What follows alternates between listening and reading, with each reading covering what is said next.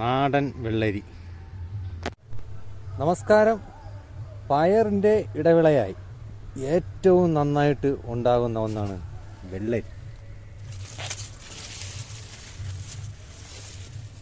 ഇപ്പോൾ സ്ഥലപരിമിതി ഉള്ളവർക്കും അല്ലാത്തവർക്കും വെള്ളരി കൃഷി ചെയ്യാം. പയറിൻ്റെ ഇടവിള.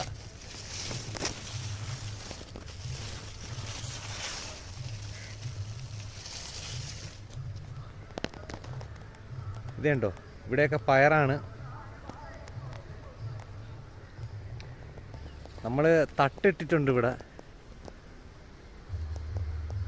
2 മീറ്റർ അകലത്തിലാണ് പയർ നട്ടിക്കുന്നത്. അതുകൊണ്ട് നമുക്ക് അതിൻ്റെ ഇടവിളയായി വെള്ളരി കൃഷി ചെയ്ത് അധിക വരുമാനം ഉണ്ടാക്കാം. അപ്പോൾ വീഡിയോ ഇഷ്ടപ്പെട്ട എല്ലാ പ്രിയ സുഹൃത്തുക്കളും സബ്സ്ക്രൈബും ലൈക്ക് കമൻറ്റും ചെയ്യണം കേട്ടോ.